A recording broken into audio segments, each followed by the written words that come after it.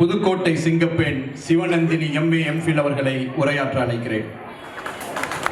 முத்து கடல் வரித்து 3 நெறி வளர்த்து கற்று கலை மகிழ்ந்த தாயகமே, கத்தும் கடல் மீது கலங்களில் விளையாடும் காவலன் தென்பாண்டி மண்டலமே, நதியில் விளையாடி தென்னன் மடியில் தவழ்ந்தோடிய தமிழ்த்தாயின் தலைமகள், கூத்தன் இருந்தான் குரலரசன் இங்கிருந்தான், வார்த்தை தமிழுக்கு வணங்கிய கம்பன் இருந்தான், வயதான தமிழ்பாட்டி அவ்வையும் இருந்தாள், புலிச்சோழ நாடறிந்த புகழேந்து இங்கிருந்தான், நக்கீரன் நன்னாகன் நப்பசலை உன்குரு சாத்தான் உன் சாத்தான் சிலம்பெடுத்த தக்கோன் என காவலர்கள் மூவருமே காத்து நின்ற அவனுக்கு காவல் நான் நம்பி பாட்டெடுத்த அவன் தம்பி.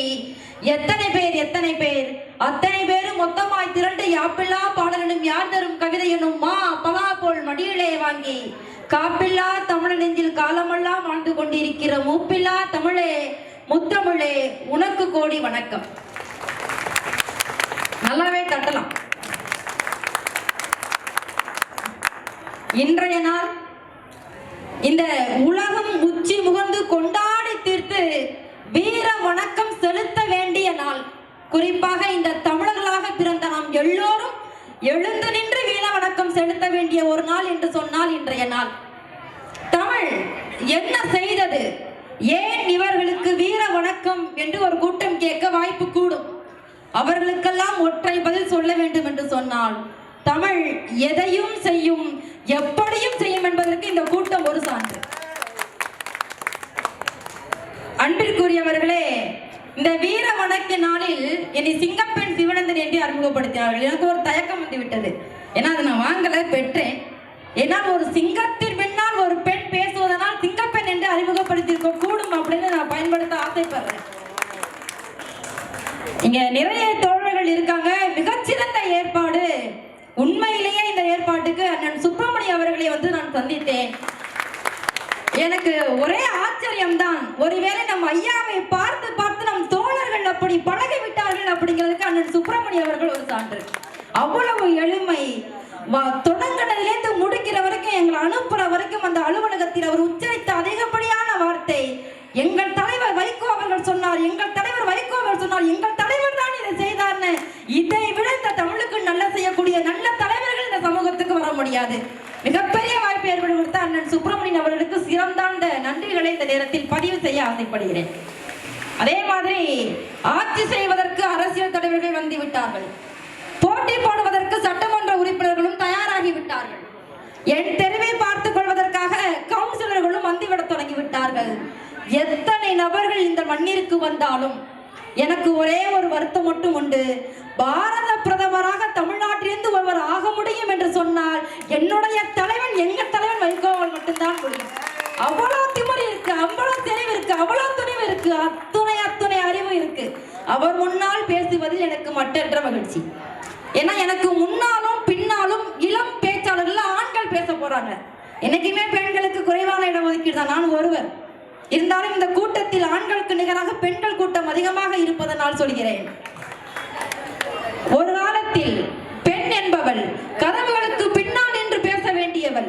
சட்டென்று வெளியே வந்து யாரையும் பார்த்து சிரித்து ரசித்து பேசிவிட முடியாது. அவள் கழுத்தில் அணிந்திருக்கக்கூடிய நகைகளின் எடையே அவளுடைய உயரத்தை குறைத்து விடக்கூடும். நாளை எதை சமைக்கலாமா எதை சமைக்கலாம் என்று சிந்திப்பதிலேயே அவளுடைய கல்லூரி கனவுகள் முடிந்து போகிவிடும். கையில் வைக்கிற மை அழியுமா அழியாதா என்ற யோசனையிலேயே அவளுடைய அரசியல் அறிவு முற்று போய்விடும் என்று முடங்கி கிடந்த பெண்கள் எல்லாரையும் கரண்டியை பிடுங்கிவிட்டு புத்தகத்தை கொடுங்கள் என்று சொன்னான் என் பாட்டன் பெரியார். அந்த வழியில் நின்று சொல்கின்றேன். இத்தனைக்கு எத்தனை பெண்கள் எத்தனை துறையில் இருக்கிறார்கள்.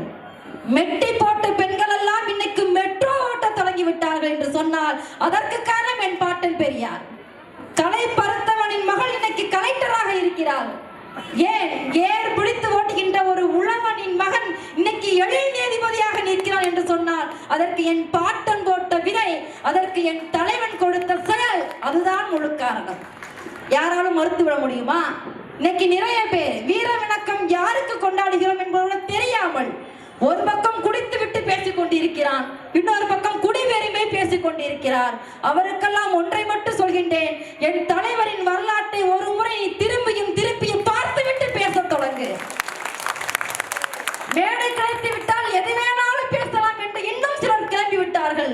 அவர்களுக்கும் ஒன்றை பதிவு செய்கிறேன். நீங்கள் வெறுமன ஒளிவாங்கியை பார்த்து பேசியவர்கள் இன்னைக்கு அடித்து சொல்வேன் ஒரு பேச்சாளராக தமிழகம் மட்டுமல்ல உலகம் முழுவதும் இன்னைக்கு பேச்சாளர்கள் கூட்டம் கொடிகட்டு பறக்கிறார்கள் என்று சொன்னால் அதற்கு முதல் புள்ளி தொடக்க புள்ளி என் தலைவன் வைகோ அவர்கள் என்பதை ஆணித்தரமாக சொல்லுவேன். ஆனால் அந்த பேச்சாளர்களுக்கு இந்த மேடையின் வாயிலாக சொல்வதுதான் என் தலைவரை பார்த்து அந்த பாவனையை, அந்த பாணியை, அந்த துணியை எல்லாம் கற்றுக்கொண்டவர்கள்.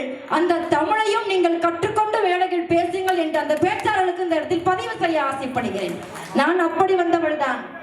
நான் ஏன் இவ்வளவு தூரம் பெரியாரையும் என் தலைவர் வைகோவையும் பேச வேண்டும் என்று உங்களுக்குள் தோன்றக்கூடும். நான் புதுக்கோட்டை மாவட்டத்தில் மாத்தூர் அப்படிங்கிற ஒரு கிராமத்தில் பிறந்த பெண். ஒரு கிராமத்தில் பிறந்த பெண் புதுக்கோட்டை என்கின்ற ஒரு நகரத்திற்கு வருவது எவ்வளவு கடினம் தெரியுமா?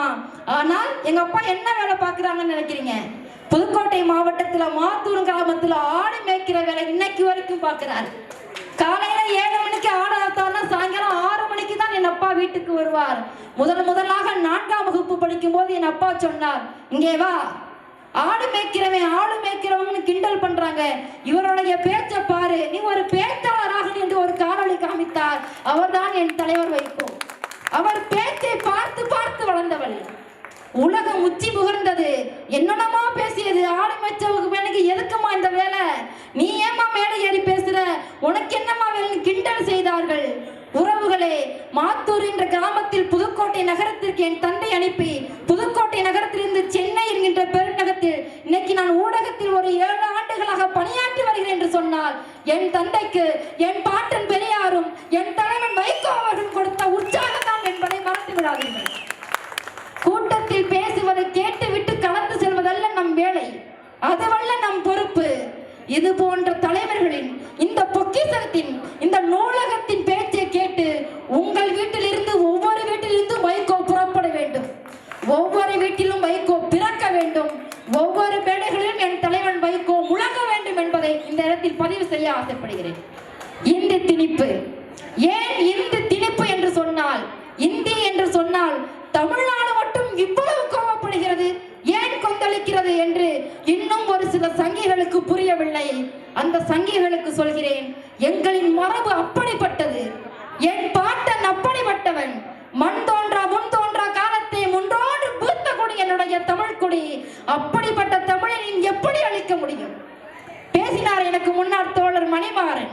இன்னைக்கு எத்தனை நபர்கள், தாளமுத்து, நல்லராசன், வீரப்பொண்ணு, அடுக்கிக் கொண்டே போகலாம், சிவலிங்கம், நடராசன் எப்படி இறந்தார் என்று நினைக்கிறீர்கள்?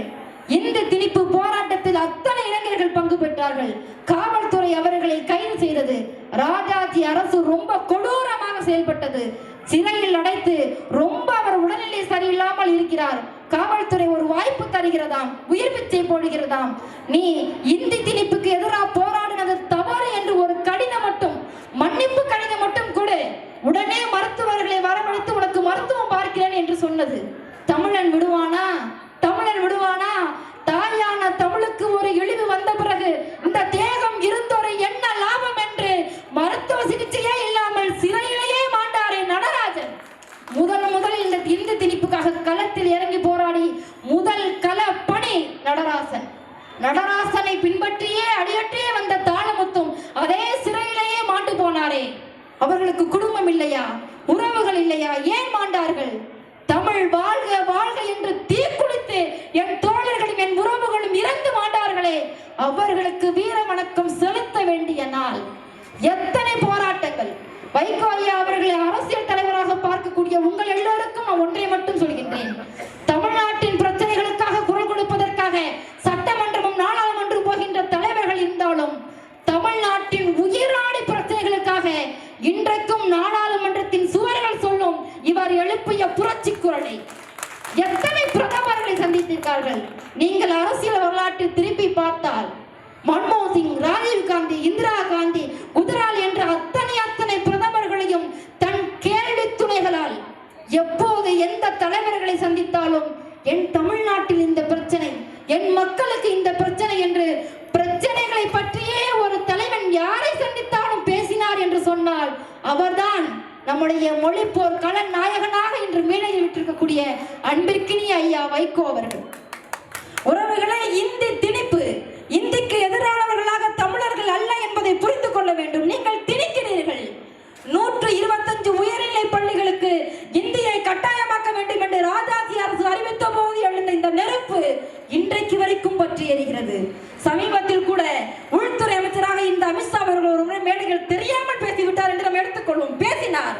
என்ன சொல்கிறார்? இந்த இந்தியாவை ஒரு அடையாளப்படுத்த வேண்டும் என்று சொன்னார். ஒரு மொழி அடையாளப்படுகிறது என்றால் இந்திதான் இங்கே எல்லாரும் பேசக்கூடிய மொழியாக இருக்கிறது என்று பேசுகிறார். அதற்கு முன்னாலே வரலாற்றில் ஒரு சம்பவம் நிகழ்ந்திருக்கிறது. ஆட்சி மொழியாக எதை கொண்டு வர வேண்டும் என்று விவாதம் நடந்த பொழுது 1965 இந்தியை ஆட்சி மொழியாக கொண்டு வர வேண்டும் என்று சட்டம் பிறப்பிக்கப்படுவதற்கு விவாதம் நடந்த பொழுது எல்லோரும் பேசிக் கொண்டிருக்கிறார்கள், இந்தி ஆட்சி மொழியாக வேண்டும் என்று சொல்லி.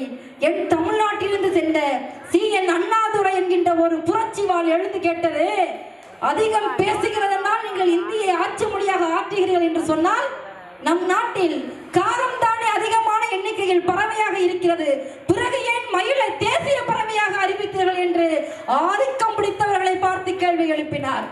அதுதான் தமிழ்நாட்டின் மண். யார் பேசுகிறார்கள் என்பது முக்கியமில்லை, எங்கு பேசுகிறார்கள் என்பது முக்கியமில்லை, எப்படி கேள்வி எழுப்பினார்கள் அதுதான் முக்கியம். இந்த திணிப்புக்கு எதிராக இத்தனை பேர் மாண்டி இருக்கிறார்களே, எல்லோருக்கும் ஒரு சந்தேகம் உண்டு.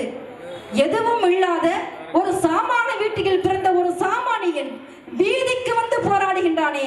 அன்றைய காலகட்டத்தில் மாநிலத்திலும் ஆளுங்கட்சி, ஒன்றியத்திலும் ஆளுங்கட்சி, 2 ஆளும் கட்சிக்கு எதிராக ஒரு சாமானியன் போராடுகின்றானே, களத்தில் இறங்கி போராடுகின்றானே, யார் அவர்களுக்கு தைரியம் கொடுத்தது என்று இந்த உலகம் வியந்து பார்த்தது. நீங்கள் வரலாற்று பக்கத்தில் திருப்பி திருப்பி பார்த்தால் அது ஒற்றை பெயரை திரும்ப திரும்ப சொல்லும். அவர்தான் தந்தை பெரியார் அவர்கள். அவர் இருந்தார், சாமானியன் களத்தில் இறங்கி போராடினார்.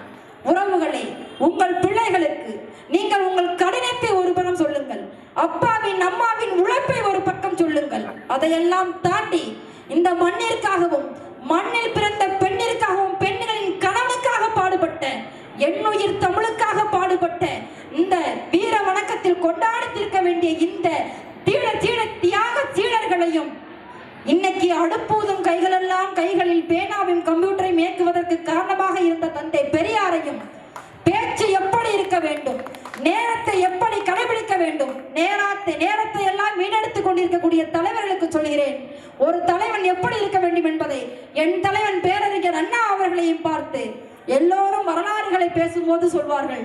ஒன்று நடந்ததை சொல்வார்கள், இல்லை என்றால் நடக்க போவதை சொல்வார்கள். ஒருவரின் வரலாற்றை மட்டும் நீங்கள் திரும்பி பார்த்தால் அவர் நடந்த கதையெல்லாம் சொல்லும். அவர்தான் என்னுடைய மறுமலர்ச்சி திராவிட முன்னேற்ற கழகத்தின் பொதுச் செயலாளர்.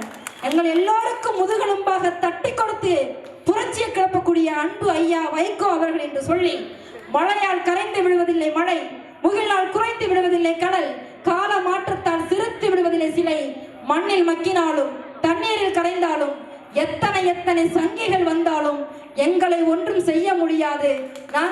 நீங்கள் நினைக்கின்ற நரிக்கூட்டம் அல்ல, எங்கள் சிங்கத்தின் பின்னால் வருகின்ற சிங்க கூட்டம் என்று சொல்லி இத்தனை தூரம் பேச வாய்ப்பளித்த அத்தனை தோழர்களுக்கும் உங்களுடைய நன்றி வணக்கங்களை உங்களுடைய காலுக்கு அனுப்பிவிட்டு பேச மனமில்லாமல் பிரிந்து செல்கின்றேன். நன்றி, வணக்கம். நீங்க தொடர்ந்து பார்க்கணும்னா லைக் பண்ணுங்க, ஷேர் பண்ணுங்க, கண்டிப்பா சப்ஸ்கிரைப் பண்ணுங்க. சப்ஸ்கிரைப் பண்ணணும்னா கீழே உள்ள பெல் ஐக்கானை கிளிக் செய்யவும். அதன் பின் உங்கள் இமெயில் ஐடியும் பாஸ்வேர்டும் டைப் பண்ணாலே போதும். Hi, this is Inia here. For more filmy entertainment news, subscribe to